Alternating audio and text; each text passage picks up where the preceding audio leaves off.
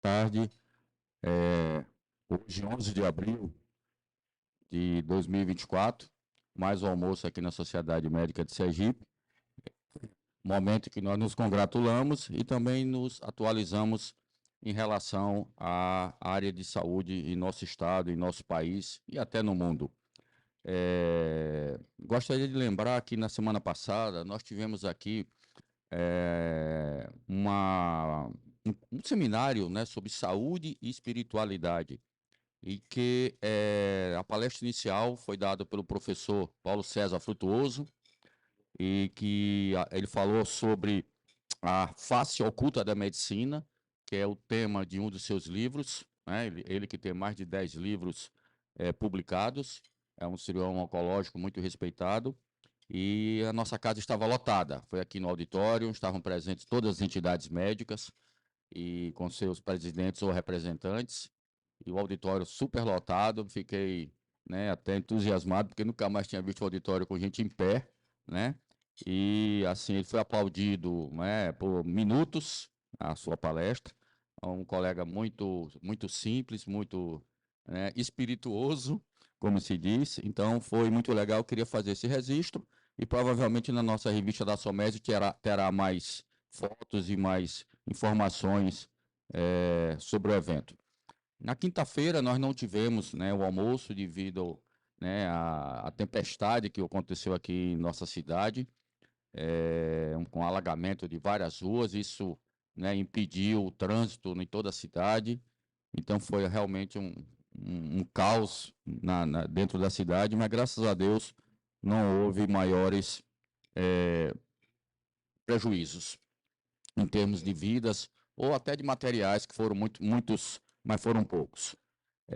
Então, não teve a palestra do professor doutor Roberto César Prado sobre o Parkinson, né, a Dia de Conscientização do Parkinson, mas que será ministrada agora na última quinta-feira, se eu não me engano, acho que é dia 28, não sei se alguém me ajuda aí, qual é a última quinta-feira do mês. Ele estará aqui conosco e irá fazer a sua palestra sobre isso. Na próxima semana ele não estará aqui, porque está no Congresso Americano de Neurologia, então nós adiamos para outra semana.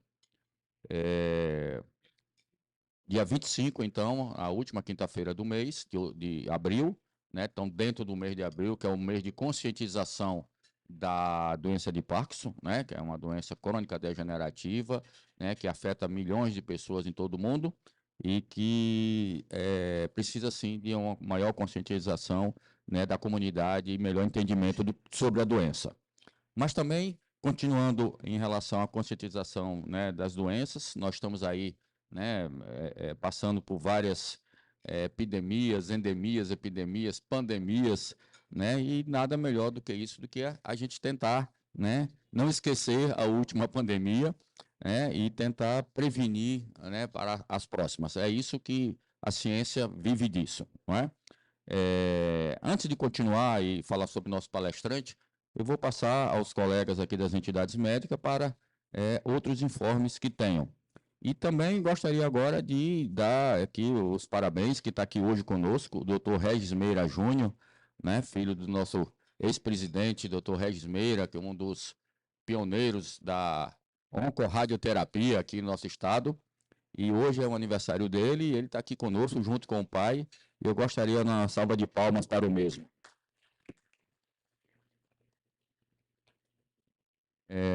Quem gostaria de primeiro? Doutor Lúcio Prado Dias, doutor Lúcio, presidente da Sociedade Brasileira de Médicos e Escritores, e que vai pegar agora nesse momento.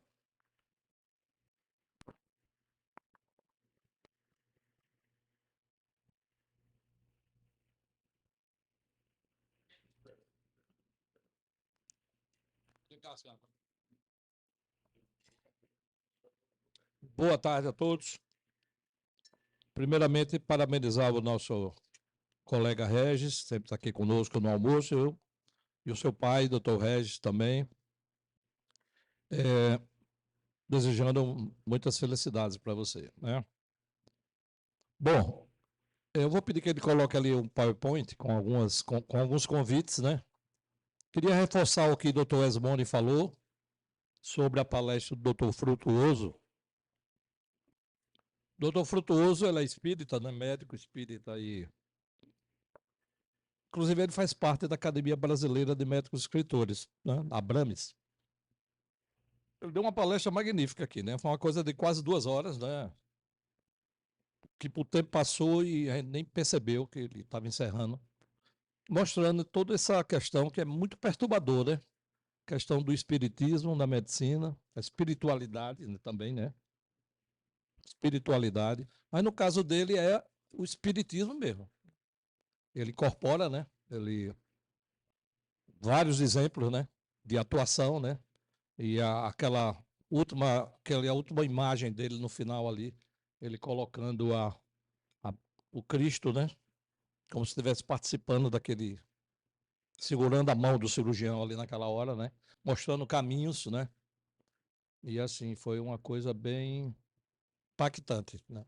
Eu, eu também acho que o Sérvulo deve ter percebido isso, doutor Esmone também, não é?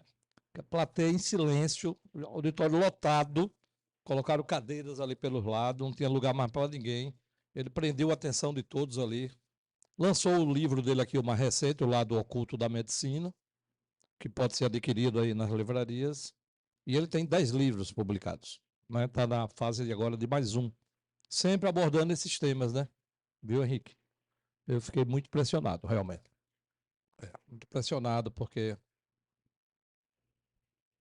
apesar de eu não praticar essa fé espírita e tal, mas eu tenho muito respeito e muita consideração, né?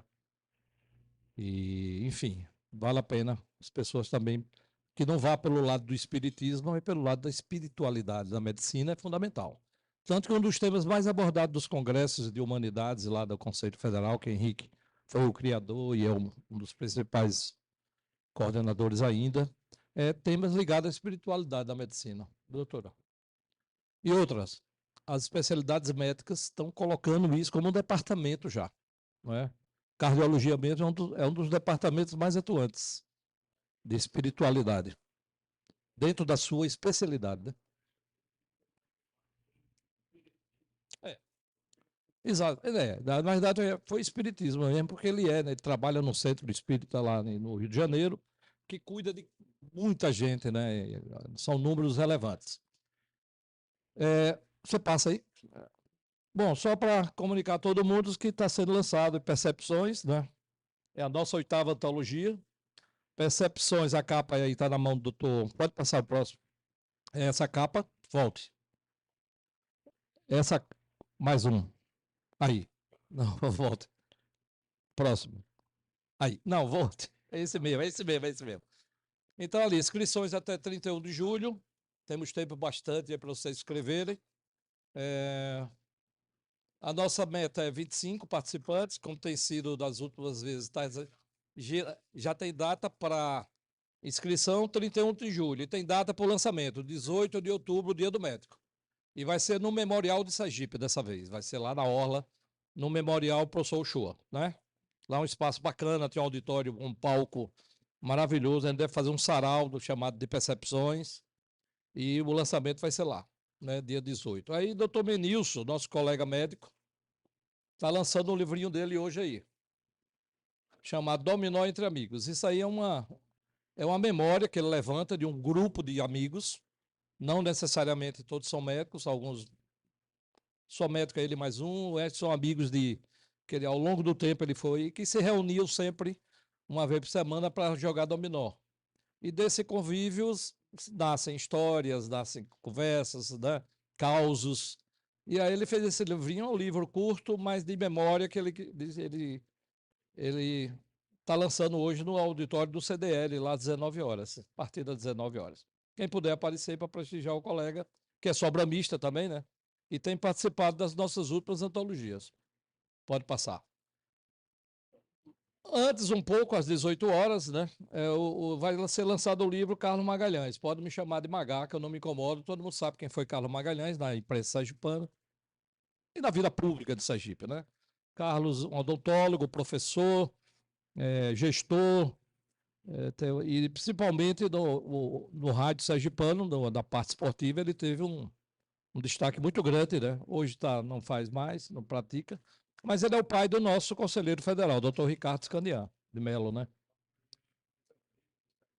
Carlos Magalhães, né?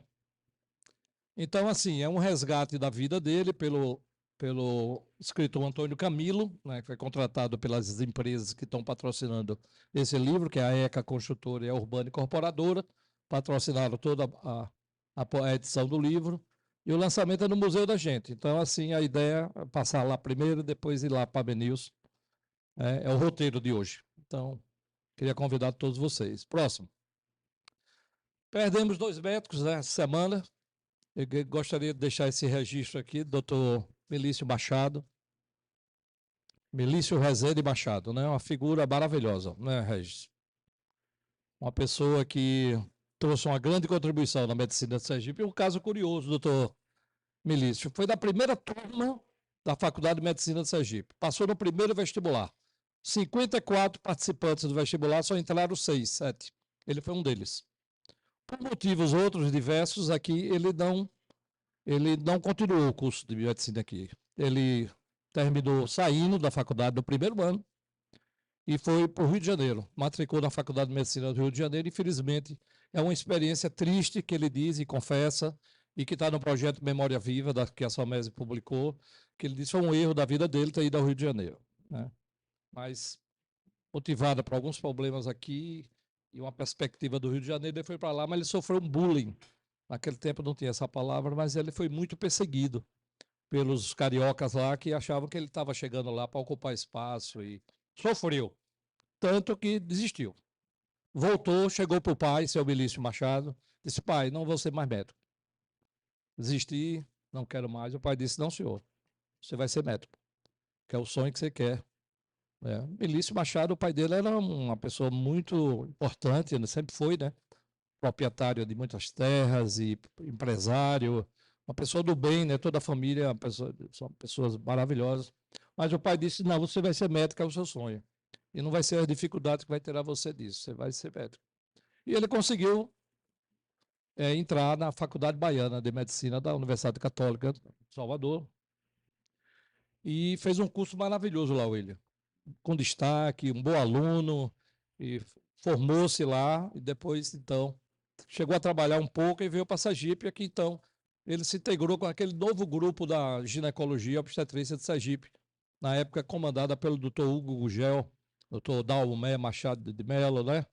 Aqueles expoentes aqui doutor Albino, e ele se incorporou a esse grupo, aí foi obstetra inicialmente da Clínica Santa Lúcia, depois Santa Helena, Hospital Cirurgia, Maternidade Francino Melo e Maternidade João Firpo, e fez uma escola, né? Apesar de não ter sido professor, mas ele foi um professor da especialidade ali, aqueles que o acompanharam, né?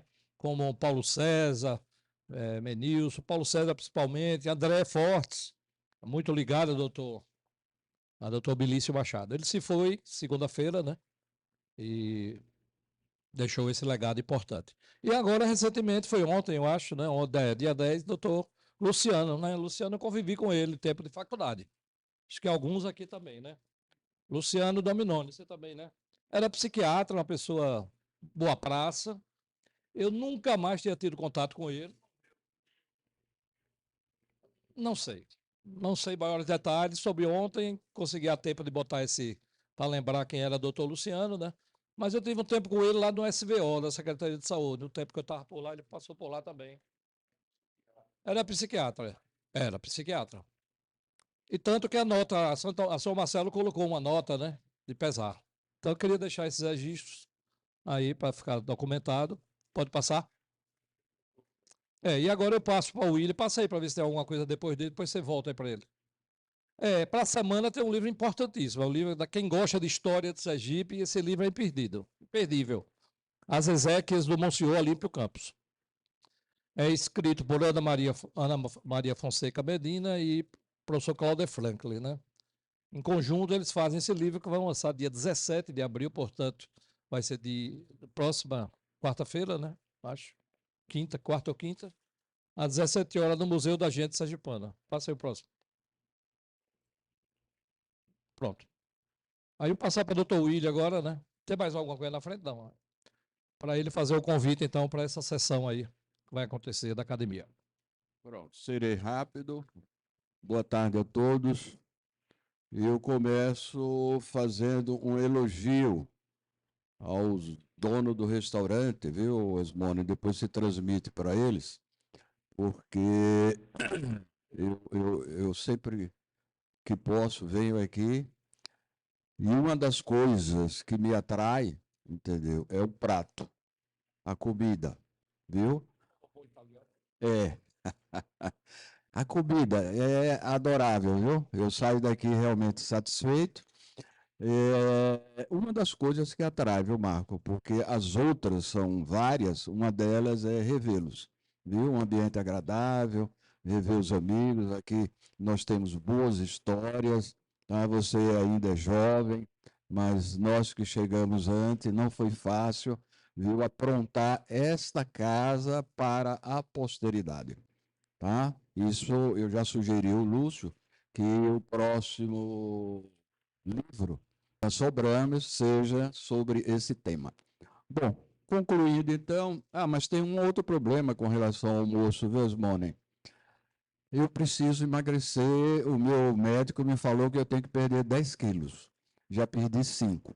Então é difícil, Cévalo, viu, perder 5 quilos vindo almoçar, vindo, não, mas vindo almoçar aqui na Somese fica mais complicado ainda. Viu? É, salada. Bom, então tá aí o convite a todos os senhores, viu? Gostaria muito, ou melhor, gostaríamos muito da presença de todos vocês, extensivo à família, dia 24 de abril, às 19 horas, podemos chegar às 19h30, iniciando o evento, no máximo às 19h31, viu? Que é a posse do professor Dr. Henrique e a sua diretoria. Tá? Eu peço uma salva de palmas. Tá? Todos nós conhecemos a história do professor Dr. Henrique e eu fiquei muito contente, viu, Marcos? Que quando eu o convidei, ele não titubeou. Da mesma forma que eu fiz quando eu fui presidente dessa casa, né? E eu convidei, e na hora ele disse, William, aceito. Então, ele aceitou concorrer, lógico, porque não é por indicação, né? Nós somos democráticos, viu, Marco? Então, ele concorreu à eleição, né? Foi eleito, e agora a posse é no dia 24 de abril, na Biblioteca Epifânio Dória, com amplo estacionamento, tá? Então, isso é bom assinalar, viu? Hoje nós temos que ter realmente conforto e estacionamento. Cheguem cedo, viu? Porque o estacionamento de lá não é gigante, viu? Então, estão todos convidados e aquele que não for vai levar falta, viu? Nós vamos contar, deixa eu ver quem está aqui. Quem não for, vai levar falta, vai levar 0. E finalizo, entendeu? Parabenizando ao filho do nosso amigo, colega, radioterapeuta, Dr. Regis, o Dr. Regis, que Deus continue o show e protegendo. Um abraço.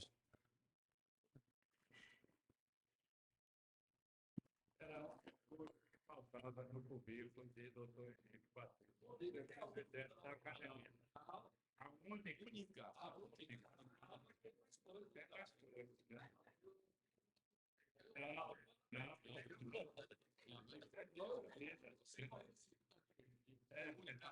vocês têm que usar a prova oficial da vida, que eu estou usando.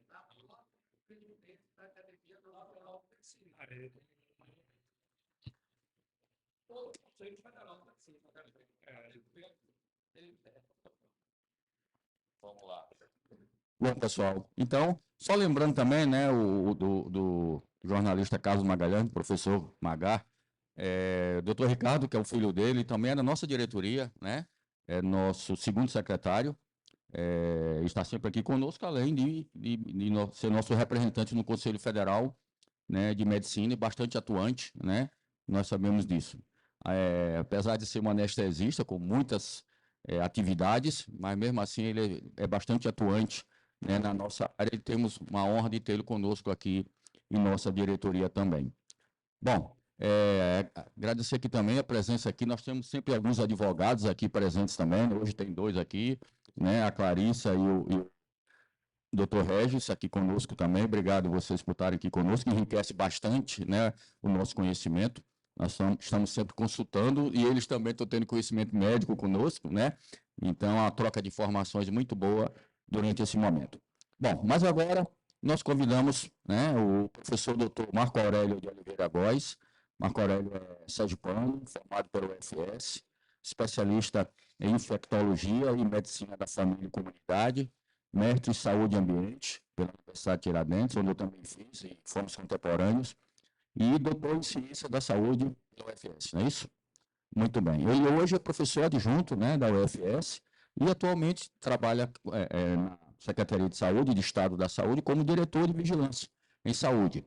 Então, nada melhor, né, do que um currículo desse e uma pessoa bastante atuante e conhecida aqui nossa, figurinha carimbada das televisões e rádios, a gente brinca aqui, e então irei passar a palavra para ele, para que ele possa nos mostrar, né, como estão as doenças e outras viroses, né, nesse momento aqui em nosso estado, já que nós estamos bastante, né, de orelha em pé com todos esses tipos, né, de endemias e epidemias, né, que possam surgir, né, tanto em nosso estado como em nosso país, ou uma pandemia, que é no caso geral mundial. Com a palavra, professor Dr. Marcos. Ele está aqui, né? Foi com muito carinho que ele aceitou o nosso convite e máximo respeito por isso.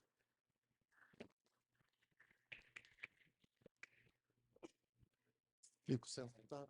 Pessoal, vamos levantar só para ficar talvez mais confortável e sair um pouco da frente de vocês. Eu queria, em primeiro lugar, agradecer o convite, né? É uma honra estar aqui, né? Já tive outros momentos, um pouco antes da pandemia, né? Quando estava para chegar, acho que a gente teve aqui, discutiu sobre o tema, mas ainda era uma coisa longe, né? Ou a caminho. Mas eu vou destacar a questão das arboviroses, mas a gente sabe que atualmente o mundo, né, anda passando por intensas transformações, né?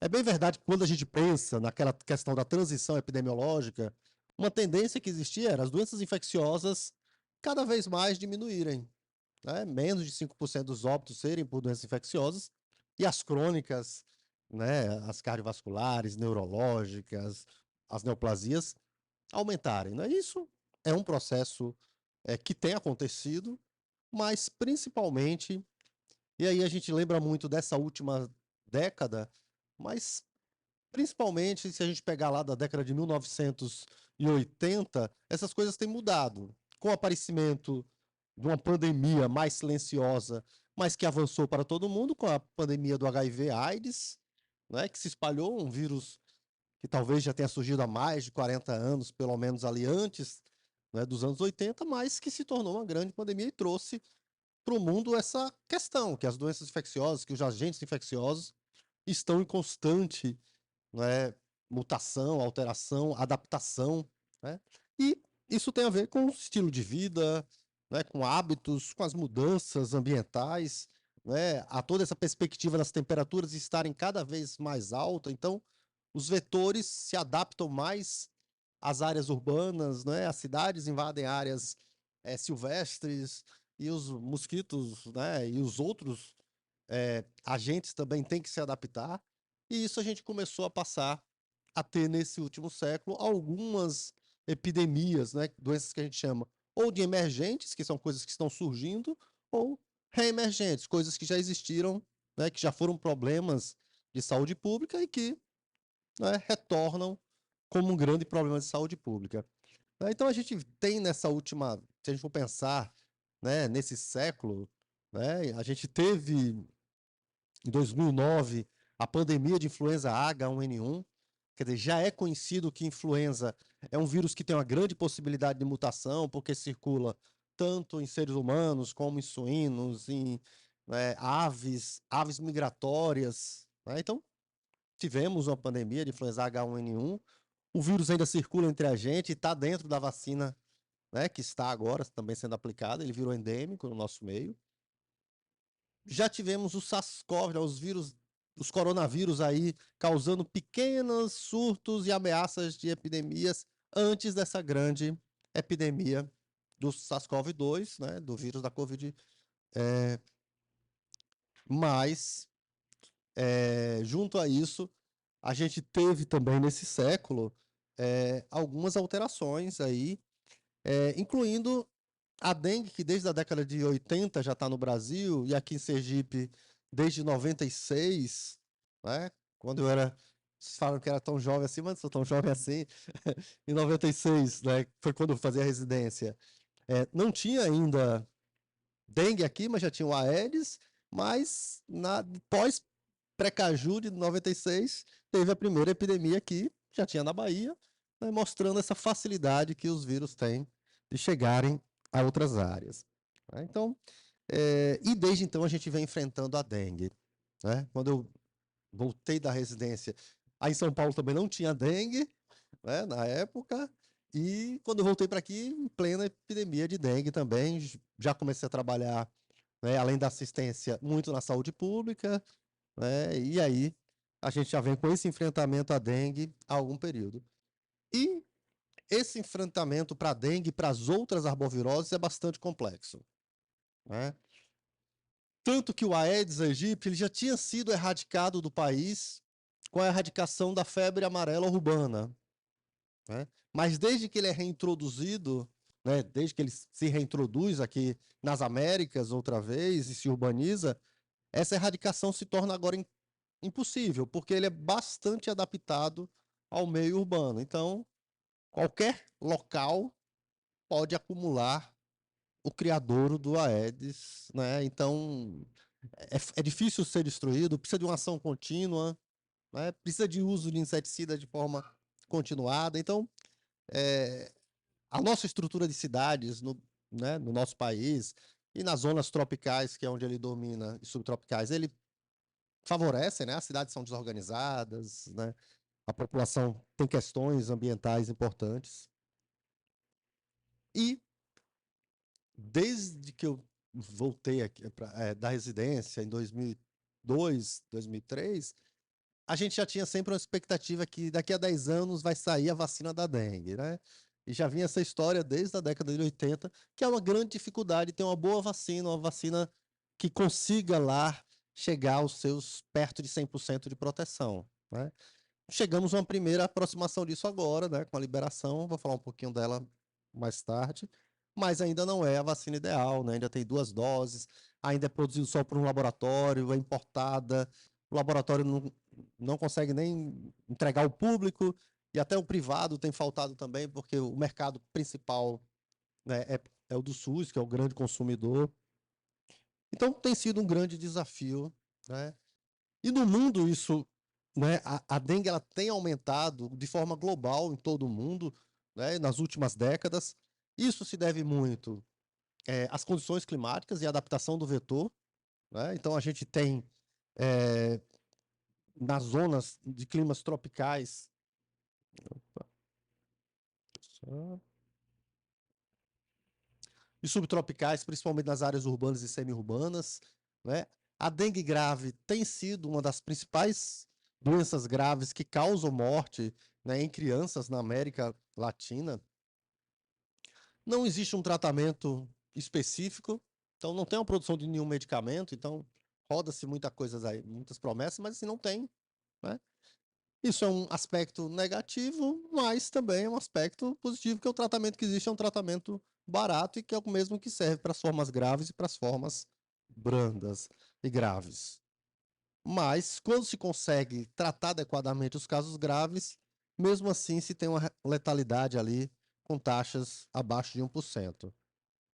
As medidas preventivas, né, dependem de ações cotidianas e diárias. E aqui nas Américas, né, que é responsável por grande parte dos casos de dengue no mundo, a gente tem a circulação dos 4 sorotipos da dengue. Isso faz com que a gente tenha epidemias com recorrência. Antes era muito comum a gente ter o dengue 1 circulando, aí depois o dengue 2. Hoje, praticamente todos os estados que tiveram que estão tendo aumento de casos de dengue, tem a circulação dos dois sorotipos, né? Isso faz com que quem já pegou um possa pegar o outro, quem já pegou o outro possa pegar o primeiro, e com isso você tem um tamanho maior de população suscetível. Aqui nas Américas, né, apenas o Canadá e o Chile, por enquanto, estão livres da dengue e do vetor, né? Aí pelas condições climáticas, né? Então não consegue se manter o ciclo do vetor por muito tempo, mas aqui no Uruguai tem, né, o Aedes, mas não tem ainda registro de caso de dengue. E era só dengue o problema, mas, né, nessa última década também chegou chikungunya e zika vírus aí, com tudo que a gente viu desses dois vírus causando e que continuam causando, né? Zika vírus com a grande epidemia, que passou um pouco invisibilizada, apesar de sentida, mas que teve um reflexo importante nos casos de microcefalia que aconteceram, né? Foi uma epidemia olhada, né, depois que ela aconteceu. E isso traz algumas dificuldades para a gente, né, para os clínicos, que são doenças que podem se parecer muito. Elas podem ser muito diferentes e muito típicas, né? A gente tem a dengue muito clássica, com dor na cefaleia, dor retroorbitária, mialgia e um pouco de artralgia também. Mas a gente tem a dengue que pode ser só uma febre, uma dor de cabeça e, de repente, evolui para uma gravidade. Então, a gente pode ter formas também que não são tão clássicas assim. E a gente pode ter chikungunya que parece muito com dengue, mas pode ter aquela chikungunya como a gente teve na primeira epidemia, como quando o vírus chegou aqui, com muita artralgia, fazendo com que principalmente as pessoas acima de 45 anos tivessem recorrência do processo inflamatório, ficassem com sequela, que os idosos tivessem uma queda na qualidade de vida, né, maior imobilidade. E a gente tem a co-circulação numa mesma área e alguns sintomas comuns. Isso tem trazido alguns problemas, né, quando a gente pensa na avaliação. Quando a gente pensa no Brasil hoje, em valores numéricos, né, é o maior, né, das últimas décadas, é o maior registro de casos. Isso tem várias explicações. Uma das grandes explicações é porque tem acometido áreas de grandes populações. Então, a dengue ampliou muito na região sudeste, na região centro-oeste e na região sul. A região sul, principalmente, era uma região que era um pouco poupada de grandes epidemias de dengue, né? E a gente teve todo esse processo aí aumentando.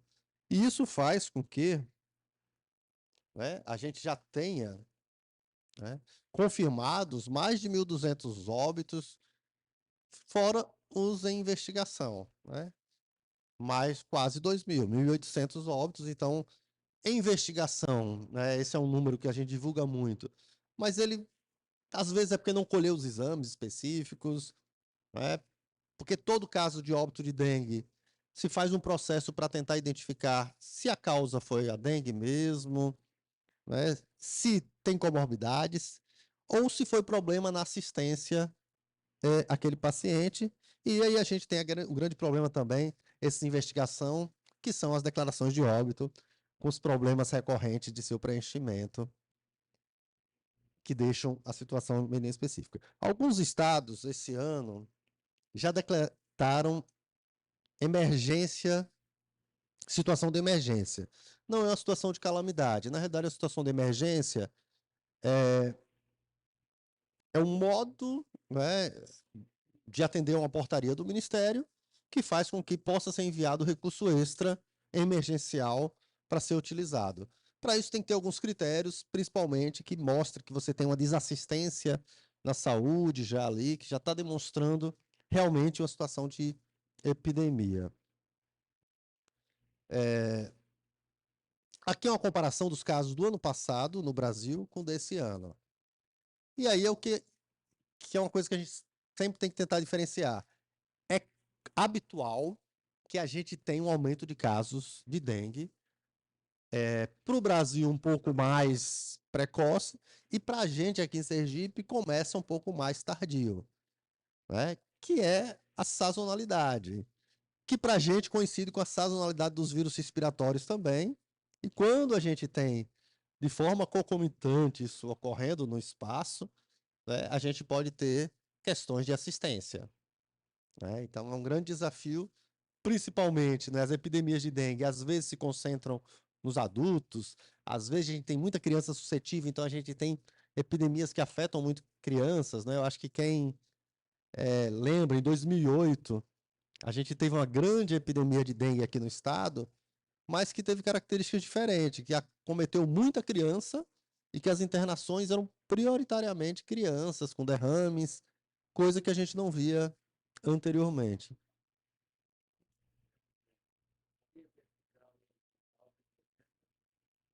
Ah, pronto, aqui.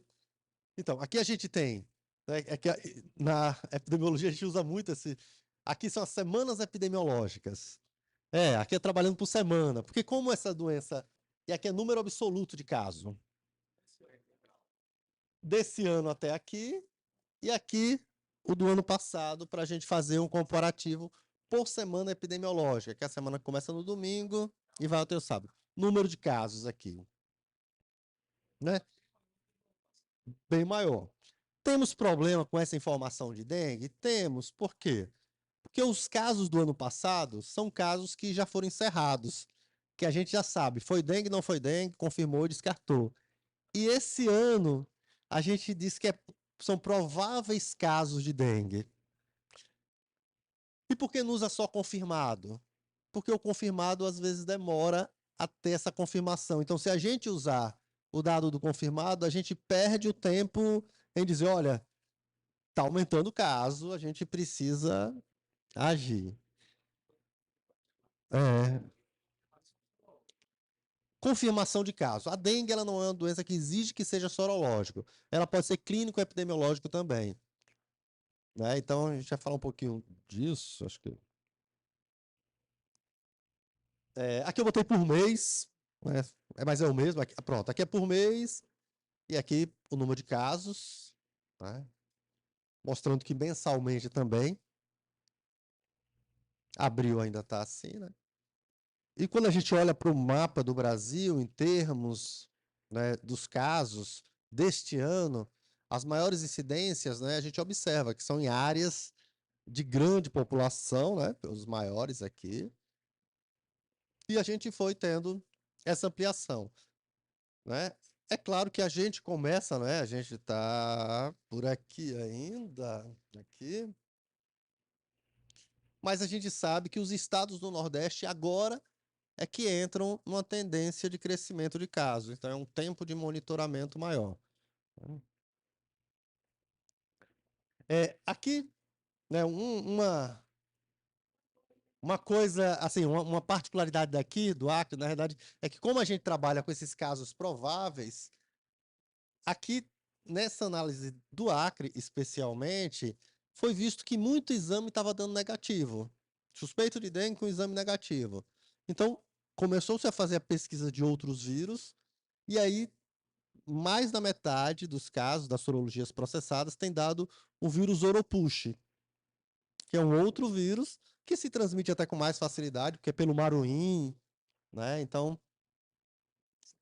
observando então que ele está aqui ainda por causa dessa questão da notificação, mas aí ainda o Oropush está misturando esses casos aqui.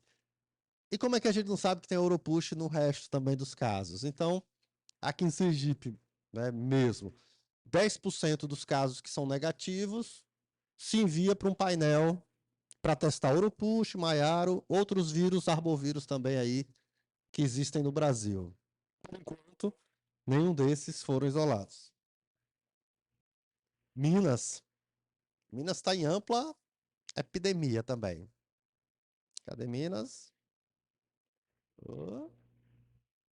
Acho que Minas está o primeiro. Acho que na hora de rodar não entraram todos. Não entraram todos. Ele é um dos primeiros aí que está em epidemia. Não conta. Como? Oropush. Oropush. Oropush, vou dar pra lá. Oropush, que é um arbovírus que circula mais perto das florestas, né? e que começa a circular no Brasil também, ser isolado. Então a gente tem essas questões aí.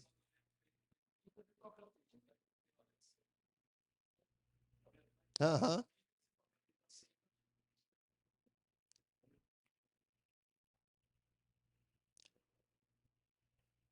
Então, apesar de a gente estar entre as menores taxas, menores números de casos, né? Ali a taxa de incidência não é o absoluto só de casos, né? Que a gente observa que temos, nas últimas semanas, um aumento da notificação. Ano passado tivemos um efeito estranho nas notificações, que a gente não teve a nossa curva sazonal, aquela coisa de aumentar o número de casos. Então, não foi visualizado. Não é isso. Então, esse ano a gente tem essa explosão de notificações de casos, mas que na prática muitos têm sido descartados. E isso é claro que vem de uma maior sensibilização, porque quando a gente juntou para isso como um todo, a gente está tendo a maior epidemia de dengue, né, das últimas décadas, quando a gente pensa no volume total do país. Então, a gente tem sensibilizado para notificação, né? Quando os casos vão encerrando, a gente tem ficado ali parecido com o do ano passado ainda, mas aqui ainda tem muito caso em investigação. Mesmo assim, já são 3 óbitos. Né? Ano passado, nesse cenário, né, foram 10 óbitos por dengue. Depois da Covid, esses números parecem muito pequenos, né? Parecem ínfimos. Mas só que isso é muito óbito por dengue, né? Essa doença que a gente trata há muito tempo, muitos são evitáveis.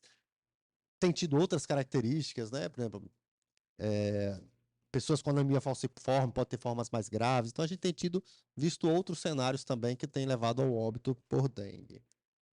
Então, e 4 em investigação aqui. Opa.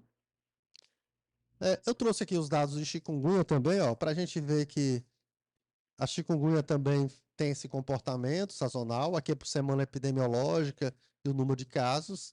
Este ano também tem tido o maior número de notificações, mas se a gente pensar em comparação com a dengue, é um número menor, mas mesmo assim são 54 óbitos já no país.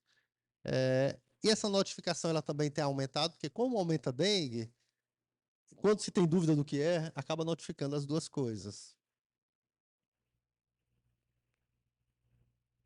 E aí a notificação de chikungunya aqui, né?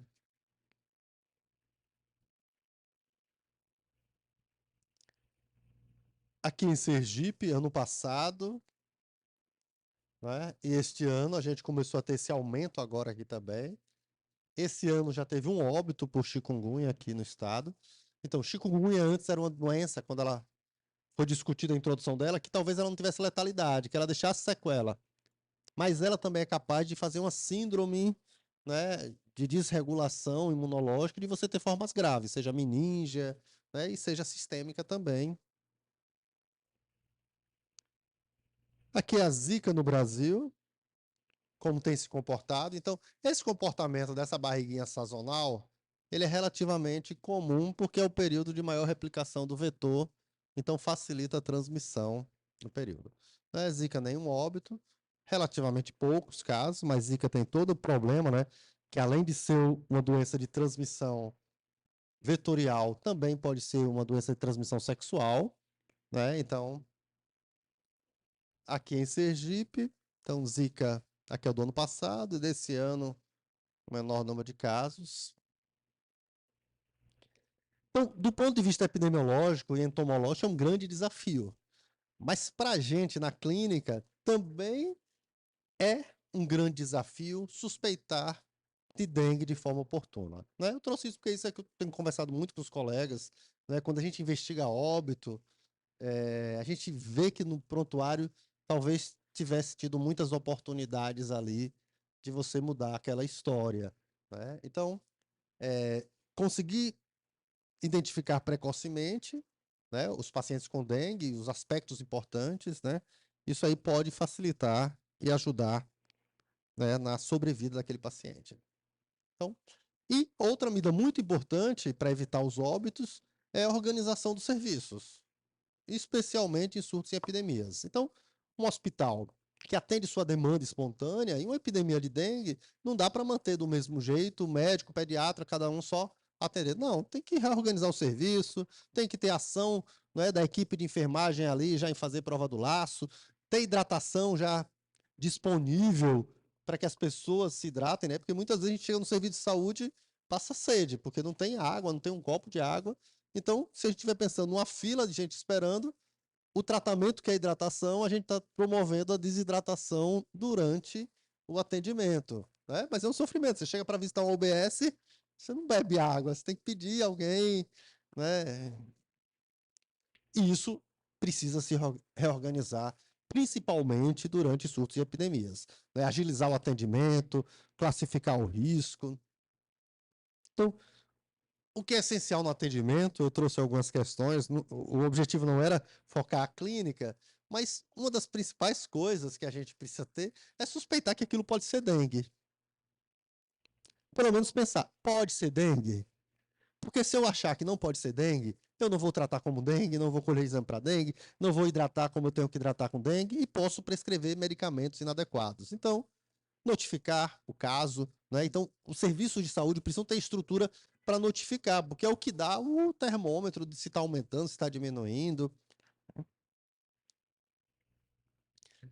É... Pode. Pode.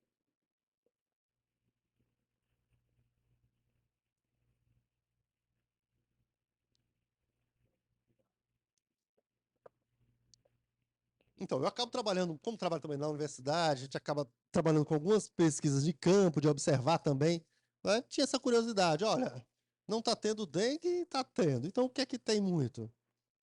E a gente vê, ó, a gente tem que seguir uma definição de caso, né?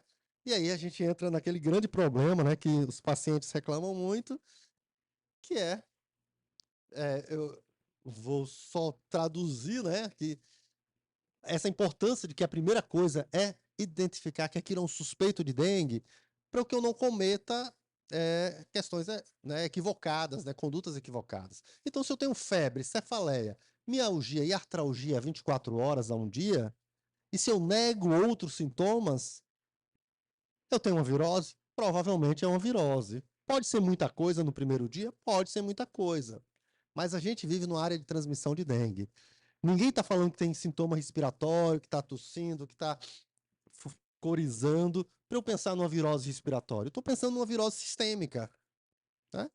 E essa virose sistêmica principal aqui no estado e nas áreas tropicais é dengue. E qual é a virose que preciso ter condutas logo naquele momento? A dengue.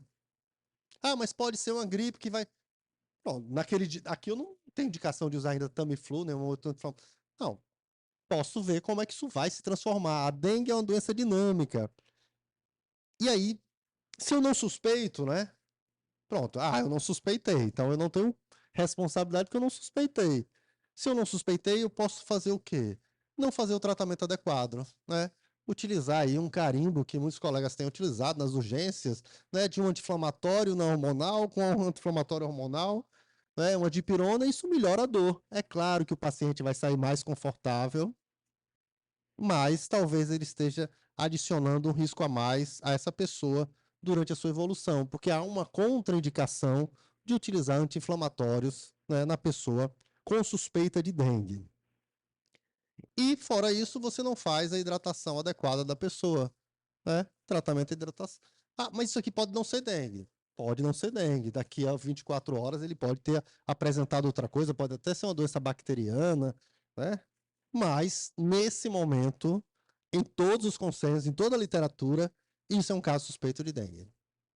Né? Então, durante os primeiros dias da doença, quando se torna tênue a diferenciação da dengue com as outras viroses, recomenda-se a adoção de medidas para o manejo clínico da dengue, já que a dengue apresenta um elevado potencial de complicações e de óbito.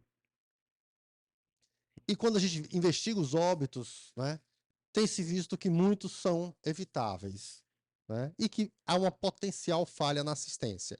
Essa falha na assistência pode ser uma coisa direta, assim, que não hidratou adequadamente, não classificou o risco, mas também pode ser questões de acesso, né? Serviços que não estão prontos para hidratar pacientes, horários fechados, então pode ser outras coisas também, exames que não chegam a tempo, falta de soro, mas muito né, de conduta ali no local. A dengue, hoje, né, por uma orientação da OMS, na última década já, a gente vem evitando falar muito de dengue hemorrágica, porque a dengue ela é grave por outros aspectos, né? Ela tem aquela dengue que as pessoas vão ter uma fase de doença febril aguda, que é muito desconfortante, que é péssima, que às vezes o paciente volta toda hora ao pronto-socorro, mas tem uma dengue que, ao invés de partir para a defervescência, vai partir para as complicações, para esse quadro imunológico. Então, a gente tem na classificação uma dengue que pode ter sinal de alarme. Então, sinal de alarme na dengue é dor abdominal, vômitos persistentes, sinal clínico de acúmulo de líquido, né? Derrame pleural, pericárdico, abdominal, ascite, sangramento de mucosa, quadros de letargia, né? Ou de irritabilidade nas crianças, aumento do fígado, uma palpação com mais de 2 centímetros do rebordo, ou naquele paciente que tem exames, um aumento repentino aí de hematócrito e uma queda de plaquetas. E aí a gente tem a dengue grave, que é uma dengue que pode ter hemorragia grave, mas que o principal aspecto é o extravasamento plasmático grave, mas também pode ter dengue grave com comprometimento de outros órgãos. Então a gente tem, de vez em quando, uma hepatite grave, quase fulminante aí, por dengue, meningite, meningoencefalites. E aqui é só dividindo nessa cronologia, né? É claro que medicina não é matemática, né? Mas a gente tem uma doença febril nos primeiros dias, que é a fase febril. Depois temos a fase crítica, que nem todos vão passar por essa fase crítica aqui, né? Quando a gente pode ter as hemorragias, quando pode ter o sinal de alarme, quando começa a ter os derrames, e tem uma fase de recuperação. Quando? Que às vezes pode demorar até um mês, né? Tem gente que tem dengue e passa um mês ali com queda de cabelo, com fraqueza, e outros não. Com 3 dias de febre, mialgia, melhoram e se recuperam. Eu trouxe 3 slides sobre essa questão das fases, porque é importante que a gente entenda isso, que a maior parte dos casos vão ter essa doença aqui, essa doença febril que dura 2 a 7 dias. Essa é a doença que a maior parte vai ter.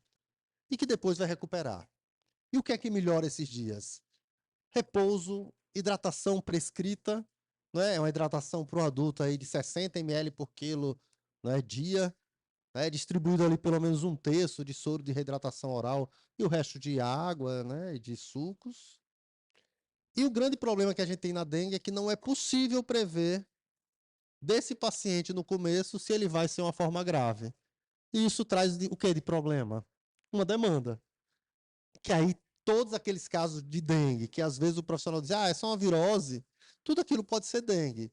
E para eu cuidar de tudo aquilo, eu vou ter que tratar todo mundo como se todo mundo fosse um potencial que fosse, quando a febre estivesse baixando, começar a ter as complicações. Então, a hidratação adequada aqui, ela não previne a fase crítica, mas ela faz com que aquela pessoa que vai chegar na fase crítica, ela tenha um bom volume, garantindo que ela esteja ali com a boa volemia e que dê tempo de procurar o serviço, de conseguir acesso venoso, né? Às vezes a gente tem, né? Esse quadro aqui é um quadro super transitório, que dura ali 24, 48 horas. Então, na dengue, não dá para dizer assim, ó, vá amanhã, mãezinha. Se a mãe disser, a criança, a febre baixou, mas continua deitadinha aqui, não aceita nada, vomitando. Na dengue não dá para dizer, não, vá amanhã no pronto-socorro, no consultório, não. Tem que ser, mãe, vá lá no pronto-socorro agora. Porque o processo é transitório, então tem que hidratar logo, que talvez daqui a 24 horas, 48 horas já esteja recuperada ou em processo de recuperação. resumindo a fisiopatologia, né, para explicar um pouquinho disso, o que acontece nessas formas graves é essa desregulação da resposta imunológica que é transitória. E essa resposta, né, as citoquinas, né, elas levam a essa separação, né, do, do endotélio vascular, e com isso, né, se forma essa peneira aí e essa passagem que pode ser só de plasma, e dependendo do processo inflamatório, é plasma, plaqueta, né, e isso vai dando a hemoconcentração do paciente, né, essa abertura aí desses poros, que tem um fechamento espontâneo. Então, a gente observa isso através da hemoconcentração, dos sangramentos, da plaquetopenia, da queda de pressão arterial, do choque, né, e da morte. Só que a única coisa que a gente tem nesse período aqui são os sinais de alarme que podem já estar indicando que isso está acontecendo.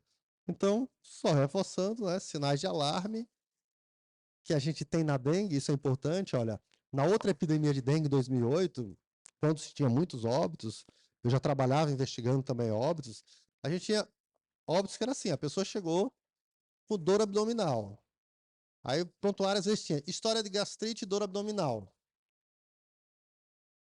morreu, sangrando, quando foi para o quarto. Quando você é investigado, não é história não, na realidade é assim, ele tem uma gastrite, estava com dor abdominal, mas ele tinha um quadro febril que começou há 5 dias. No registro da enfermagem, que ninguém deu bola, tinha uma PA lá de 110 por 100, convergendo ali, né? Aparentemente melhor da dor, com os medicamentos que utilizou, foi para o quarto. Né? Saiu do pronto-socorro, foi para o quarto, foi no banheiro, estava hipotenso, só que não tem esse diagnóstico, né? Caiu, chocou, morreu, quando foram ver. Né? Então, a gente é uma doença de fácil manejo, mas de manejo complexo, porque o volume é muito grande de pacientes quando a gente tem uma epidemia. Então, identificar e orientar os pacientes para os sinais de alarme é muito importante para todo paciente com suspeita de dengue ou desse tipo de virose que a gente viu aí.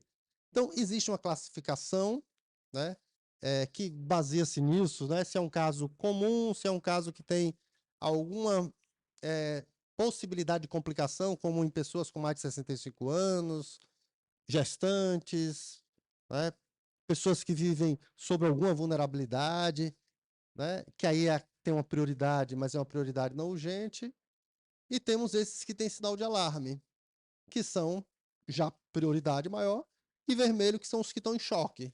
Então, quem tem sinal de alarme é isso aqui. Na prática, muda o quê? Quem está aqui precisa tomar soro na veia o mais rápido possível, e quem está aqui pode estar tomando uma boa hidratação oral sobre monitoramento no domicílio e o acompanhamento. Né?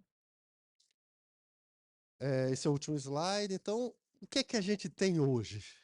Né? Então, pensando na Secretaria de Estado, nas ações, né, federais também, municipais, né, principal ação é essa ação de mobilização para ações de campo, que é o controle do vetor. E aí vai desde o controle dos reservatórios, né, dos possíveis criadouros, como a destruição com a utilização dos larvicidas para destruir as larvas, e os adulticidas, né, que são essas bombas intercostais, que é o carro fumacê, que, apesar de ter uma grande visibilidade, né, quando passa, na realidade ele só tem um efeito quando você já tem muito mosquito fêmea voando, né, porque ele tenta bloquear ali transmissão direta, né? E não dá para botar veneno o tempo todo, porque veneno destrói outras coisas também, né? Outras formas de tem sido discutida aí, né, para se tentar controlar, mas ainda não tem nenhuma que realmente seja efetiva, né? Sejam insetos, né, mutantes, né, ali que você mexe um pouco para que ele não gere fêmeas, né, gerem só machos, e aí você consiga destruir progressivamente a população. Tudo isso tem sido testado e vai ser incorporado em algumas localidades. A preparação assistencial é a fase que a gente está agora, que é trabalhando com capacitação dos colegas que trabalham em pronto-socorro, em atenção primária, para estar alerta para isso, né? A gente sabe que quem está mais em pronto-socorro em atenção primária, em 2008, quando foi a última grande epidemia, né, acho que muitos ainda estavam, né, no ensino médio, né, então não passaram por essa vivência prática, então acaba não entendendo a possível gravidade de uma epidemia de dengue. E ações de vigilância, melhorar a qualidade da informação, ter exames, né, suficiente. Hoje a gente lida já com PCR, que é uma questão muito mais facilitada. Então a gente antes, né, em 2008 era isolamento viral, então tinha que colher o sangue, esse sangue tinha que ser enviado para laboratórios de referência para tentar ver se isolava o vírus. Hoje o PCR corre e já é um PCR que colhe para os 3 vírus, para chikungunya, Zika e vírus da dengue, e já dá o vírus da dengue, se é o dengue 1, se é o dengue 2, dengue 3 ou dengue 4. Né? Então, é um outro momento. E os exames sorológicos. Temos a discussão dos testes rápidos, né? Então, tem uma pressão também de surgimento aí de novos testes rápidos. Eles têm tido um grande problema. Apesar de boa sensibilidade, especificidade, a utilização dele muitas vezes tem demonstrado falha. Por quê? Porque ao invés de fazer todo esse interrogatório sobre o caso de dengue, algumas pessoas podem substituir isso por realizar o exame. E a gente tem visto no Brasil aí várias investigações de óbitos que mostram: o paciente passou por um serviço, fez um teste rápido, era negativo, o médico descartou dengue. E a pessoa tinha dengue. Porque precisa saber qual é o dia da doença, o resultado negativo pode ser porque não tinha anticorpo ainda. Né? Então, tem várias questões que têm sido discutidas, né? E, além disso, a gente discute cada vez mais a questão da proteção individual, né? O uso de repelente não é um modo de controlar a dengue de jeito nenhum, mas para algumas populações, principalmente os mais suscetíveis, ou as pessoas que vão passear muito nessas áreas, né? Vão dar aquela andadinha de manhã e no final da tarde, estão de short ou de bermuda, é importante se proteger das picadas, né, dos insetos.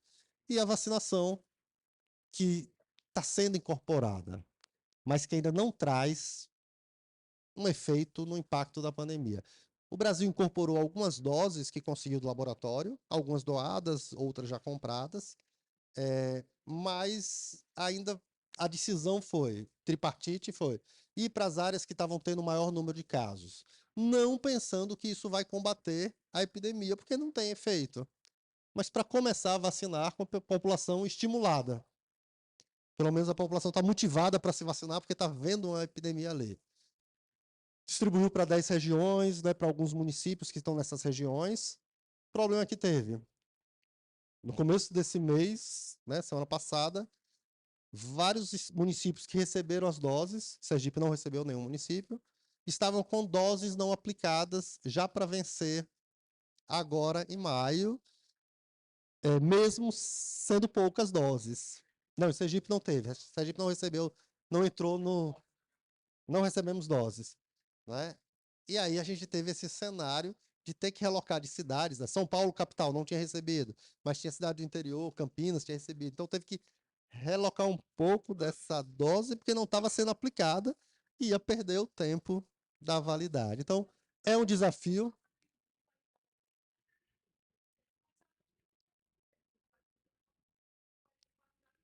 É porque as primeiras doses foram as doadas.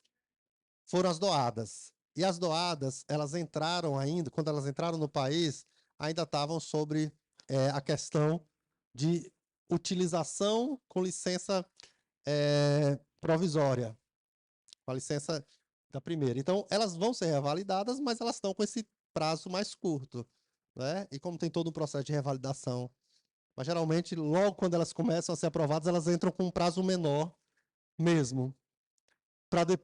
Não é o prazo do laboratório, é o prazo que a Anvisa dá para as novas incorporações, né? Então, é para a questão de segurança. Às vezes, né, é adiado esse prazo, após avaliação, validação. Então, eu trouxe assim, esse resumo, pontuei algumas coisas que eu achei importante para também não ficar muito cansativo, que já vai dar 2 horas, né? E tá aberto para a gente conversar aí.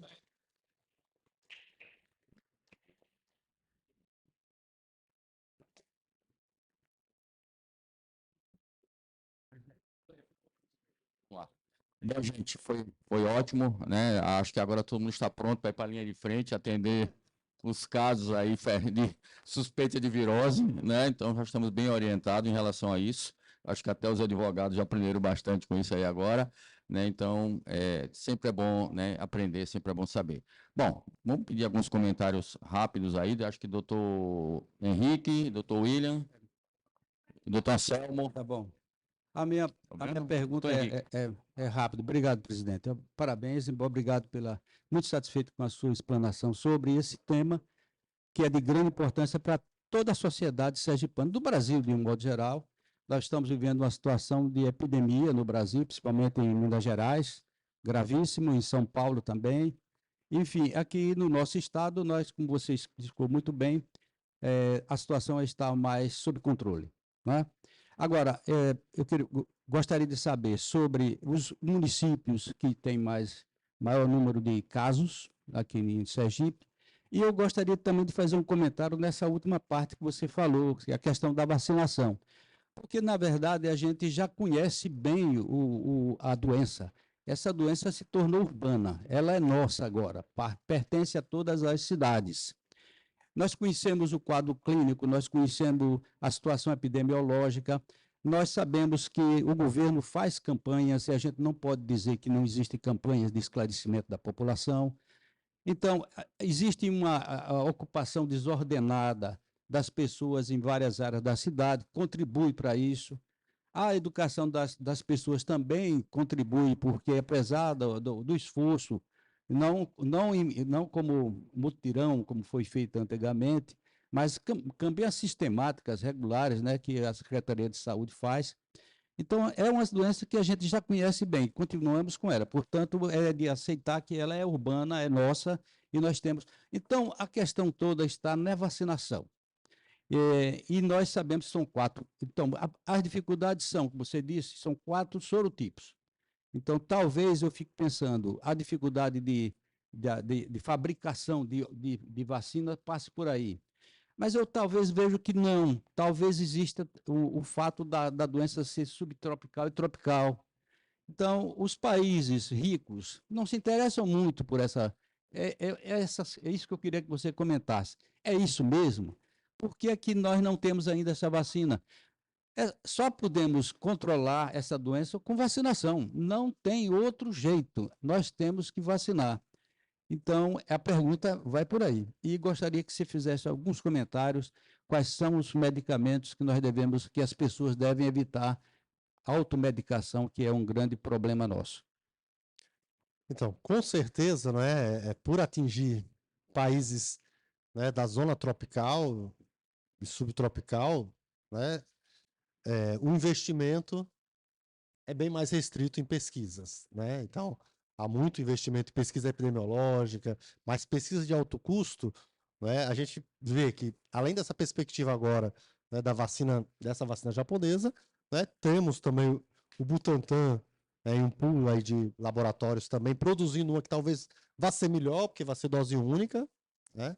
Mas, com certeza, né, é uma doença que é negligenciada também, apesar de afetar grandes populações aí, que a gente vê que quando há, né, um interesse da indústria farmacêutica, outros setores econômicos envolvidos, você pode surgir com possibilidades mais rápidas de vacina. É claro que a questão dos sorotipos traz essa gravidade, né? A gente teve uma vacina previamente aprovada, né, que chegou até a ser sido aplicada e comprada pelo governo do Paraná, mas que observou que ela, em algumas situações, ela aumentava o risco de você ter uma forma grave justamente por isso, né? Porque você tinha o contato com algum desses vírus e isso fazia com que essa resposta desregulada, que está muito envolvida com isso, né?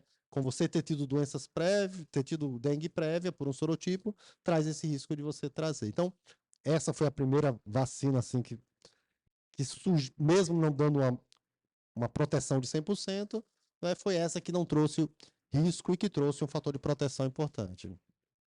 Aqui no estado, né, a gente tem locais que tem muito mosquito, então a gente tem recorrência, né?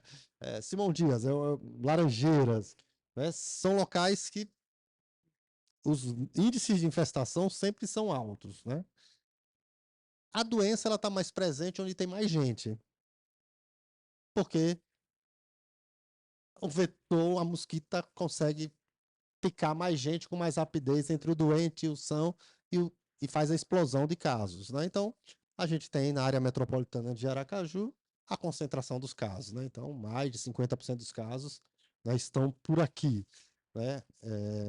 E isso é um ponto, né? Mas, assim, durante a epidemia a gente encontrou muito, né? Encontra muito em algumas populações, né? Laranjeiras é muito recorrente, né? Em casos graves, Riachuelo também tem, né? Mas se espalha do litoral ao sertão. Medicamentos que a gente pode. Que pode utilizar, né? Hidratação, soro de reidratação oral é o principal. E dipirona e paracetamol, a depender aí do que a pessoa pode atuar mais, tendo grande cuidado com paracetamol, com as doses excessivas, né? No começo, nas primeiras epidemias, tinha muita toxicidade, porque a gente tinha, acho que ainda tem o de 750, né? Então, o de 750, você não melhora, toma 2, daqui a pouco está tomando 2 de 4 em 4, já está com a dose tóxica, já faz uma hepatotoxicidade. Então, né, a gente trabalhou muito com isso, ó, é dipirona, paracetamol, se tem muitos sintomas, se pode usar os dois, alterna aí, respeitando o intervalo dos dois. Não se deve usar anti-inflamatórios, né? Ah, mas às vezes parece com chikungunya. Chikungunya, anti-inflamatório pode utilizar. Mas a indicação do anti-inflamatório para o chikungunya está depois de 10 dias, né? Quando se mantém a artralgia, quando vai para uma fase né, subaguda ou até crônica. Aí pode usar e até atacar nos anti-inflamatórios. Muito bem, professor. Parabéns, viu? Excelente aula, entendeu? Adorei. Muito bem organizado, objetiva, clara. Eu só lamento, nós não temos aqui na nossa casa um número maior de médicos e, em especial, entendeu, de alunos. E não é por falta de convite, que, aliás, nem precisa, porque isso que o senhor está presenciando aqui já faz parte do calendário médico de Sergipe. Toda quinta-feira existe o almoço da Sociedade Médica de Sergipe, viu? E o presidente, ele sempre divulga, não sei por quê, viu? Bom, mas parabéns, eu aprendi bastante com o senhor. Eu gostaria de relatar para vocês minha experiência própria, de quem já teve dengue. Não recomendo. Graças a Deus, a minha dengue foi frusta, leve, viu? A sede é terrível, febre, artralgia. Eu não sabia o que era, porque isso acho que foi no início, eu estou falando de coisa de acho que uns 15 anos atrás, viu? E tratei-me em casa. Lógico, tirou o sangue e confirmou depois, mas fiz hidratação em casa, viu? Com todo cuidado e preocupado que aquilo evoluísse para uma dengue grave. Tá?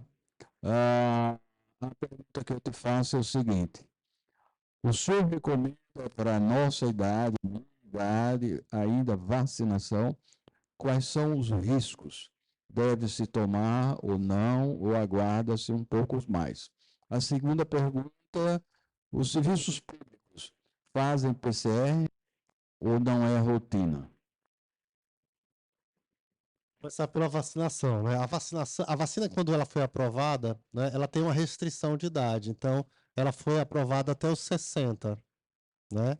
Então, essa é uma questão também dessa vacina aprovada, porque a gente tem visto que, ultimamente, a gente tem aquela dengue grave com os derrames e tudo, mas com essa questão da urbanização, né, e do aumento, né, de vida da população, de atividade da população, a dengue também tem vindo complicar doenças já existentes, né? Porque a gente está falando assim, ó, é hidratação, hidratação, hidratação, mas a gente sabe que tem um cardiopata que não pode hidratar tão à vontade assim, que ele vai ter que ser hidratado e monitorado mais perto ali, né? Vou ter um nefropata que está dialítico, que não pode estar tomando 5 litros assim, né? Esse vai precisar ter uma atenção especializada, né? Tá internado, tá numa observação para ser melhor conduzido, né? Então a vacina hoje ela não está liberada, ela tem essa restrição de faixa etária, né? A do Butantan talvez seja ampliada. Então a gente espera ainda resultados, né, para estar indicando se vai ser uma vacina que vai ser bom para o idoso, se ele vai ter essa resposta imunológica suficiente, né? Se ela vai permitir isso, essa. E a outra pergunta. Pronto, e o que é que a gente tem hoje? Então, o RT-PCR, para os 3 vírus, a gente tem no Sistema Único de Saúde, né? É um exame que a gente considera padrão para um diagnóstico. Ele deve ser feito até o 5º dia de doença, né? Naqueles 5 primeiros dias, principalmente na fase febril, né? A gente fala 5 dias, mas às vezes teve gente que já teve 2 dengues, então às vezes a pessoa tem só 2 dias de febre e no 4º dia já tem anticorpo, já tem IgM. Aí já não tem mais vírus, tem uma viremia baixa. Mas o padrão é nesses 5 dias, o pico no 3º dia de isolamento, e a partir do 6º dia, a sorologia IgM. Em casos graves de óbito, a gente colhe a amostra e processa as 2 coisas para ver o que é que pega. Por quê? Porque, como eu falei, às vezes a gente encontra em um caso grave, o paciente vomitando há um dia, interna por isso e pronto. Quando você vai ver a história com a família, né? Não, eu estou há 4 dias com febre. Então a doença não começou naquele dia, né? Não é o início da doença, é o início da complicação. Isso pode fazer com que aquela amostra seja processada de forma errada, né? Então, mas a gente tem sim, e é o laboratório de referência, né? Que é o LACEN, aqui pertinho, né?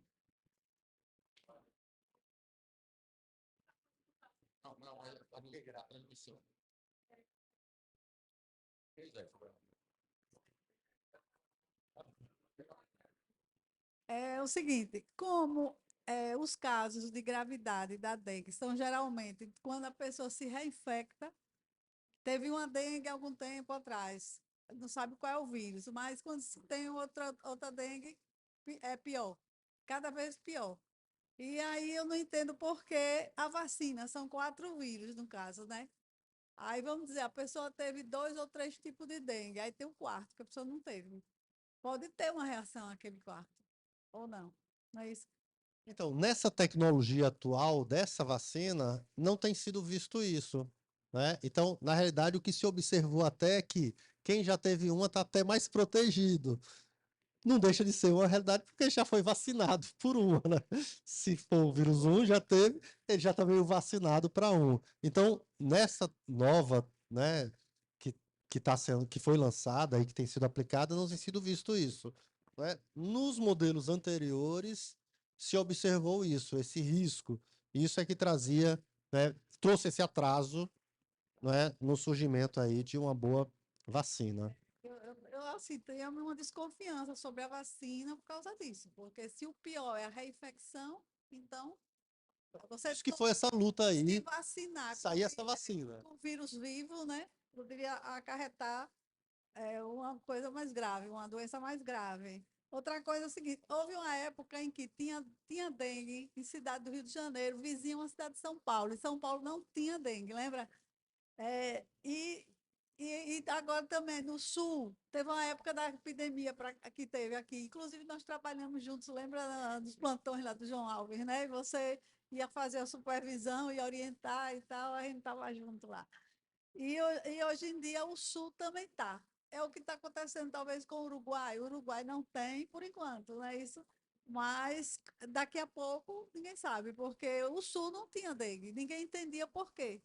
E o lado de cá tinha dengue. Rio de Janeiro, eu tenho a impressão que o Rio de Janeiro teve dengue na década de 80, 86, 87.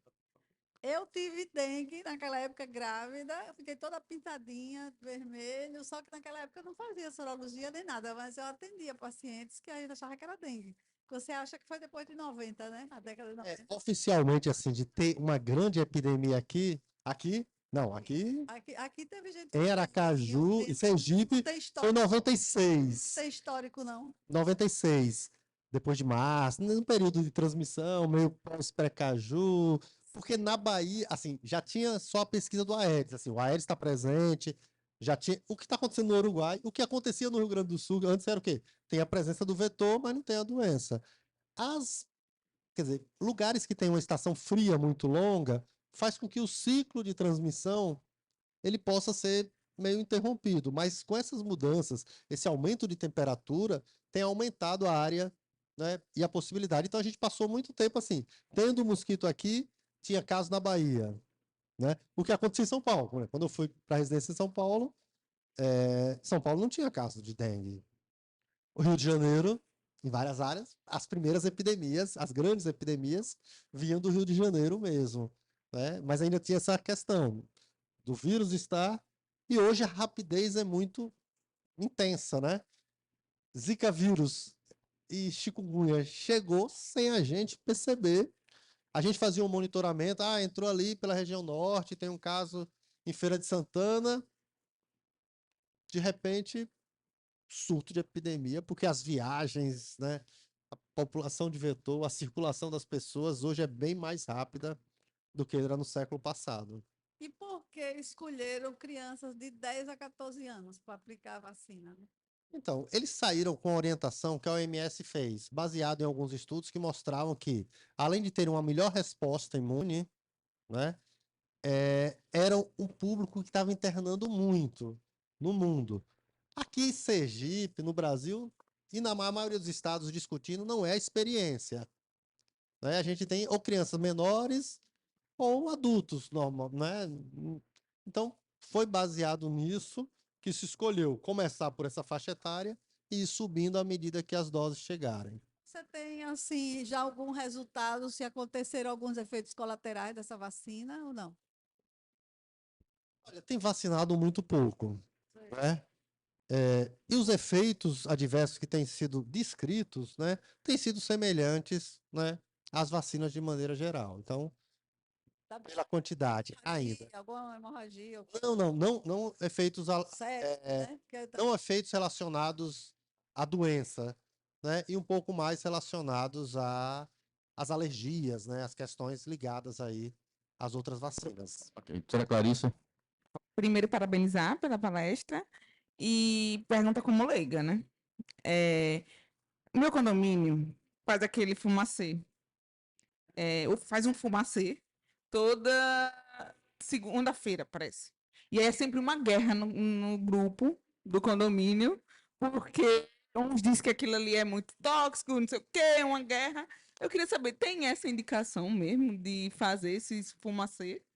E a outra coisa é para fazer o exame, porque tem várias pessoas que já me relataram que, inclusive a funcionária lá de casa, que foi no hospital, né? E aí disse que só pode fazer depois de 48 horas de sintomas. Se existe isso, se não existe. Principalmente de criança, né? Primeiro, a fumaça, né? Porque a gente, assim, quando a gente fala da UBV, né, que é do ultra, né, baixo volume, né, que são partículas que vão ser dispersas e vão ficar ali um pouco no ambiente, né, para destruir, principalmente nesses horários aí que o vetor, né, alcança um voo maior, que é no comecinho da 2 horas ali depois do amanhecer e perto do entardecer também. Depende muito do que está utilizando, né? Tem que ver a toxicidade do produto. Então, tem produtos mais tóxicos, né? Tanto que a gente já usou produtos que tinha que dosar a colinesterase dos agentes de endemias, porque tinha uma exposição ocupacional àquilo frequente, né? Então, a utilização rotineira, né? Tem que se observar várias questões, né? Às vezes se utiliza mais até pensando em muriçoca, pensando em outros agentes, né? Então, sempre tem que ver qual é a segurança do produto, né? Que produto é esse? Porque vários produtos podem fazer isso e até nada também, né? Então, era como na época da Covid, todo mundo vendia alguma coisa para você jogar na estrada e limpar as ruas da cidade, né? E quanto ao exame, né? O PCR, ele deve ser colhido aí nesses 5 primeiros dias, né? A estrutura de colher que depende muito dos municípios, dos serviços que atendem. O que é que alguns serviços fazem? Por exemplo, o primeiro dia de febre da criança, às vezes é muito inespecífico. Então, às vezes, se faz as orientações e diz, volta com 2 dias, porque aí a gente otimiza e colhe. É um pico de positividade, né? Mas eu tenho que tratar. Porque, assim, nenhum exame, eu não foquei muito isso, mas, assim, nem o PCR nem a sorologia vai definir o tratamento. Porque eu posso ter um caso de dengue com um exame negativo. porque não é 100% de sensibilidade e especificidade o exame, né? Então tem outros fatores ali.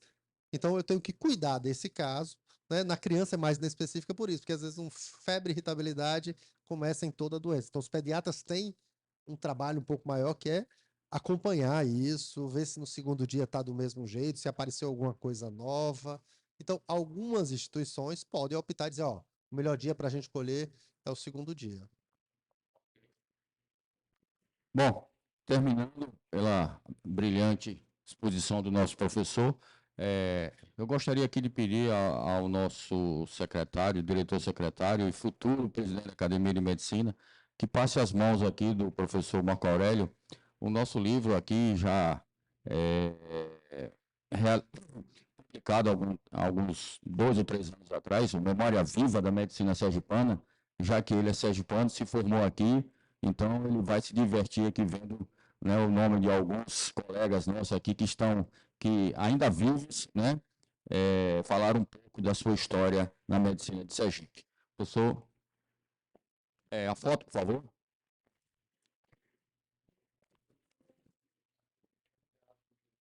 Vira o livro assim para ele.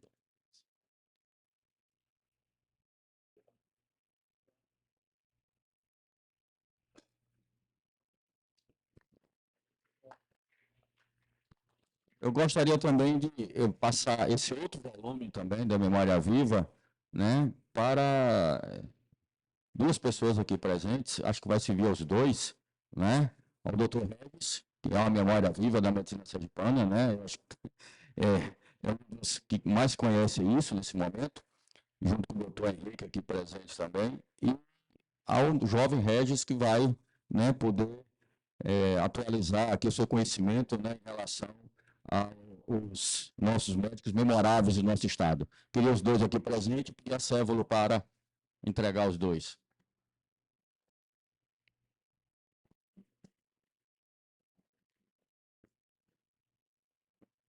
Um de cada lado aí.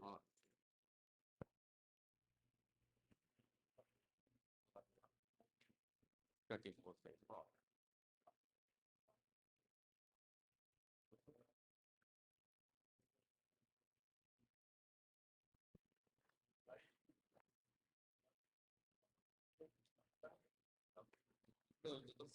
Obrigado. E, terminando, uma lembrancinha para o nosso colega Marco Aurélio, para colocar lá no birô dele, né, ou na Secretaria de Saúde, ou na universidade, ou em sua casa. É um card, tá lembrando aqui o seu convite, a sua palestra aqui conosco, com a data, com o nome da palestra e tudo, ok?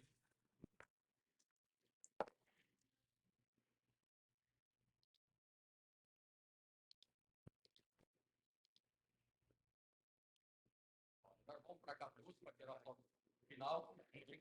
Pode ficar sentado aqui. Senta aí, também.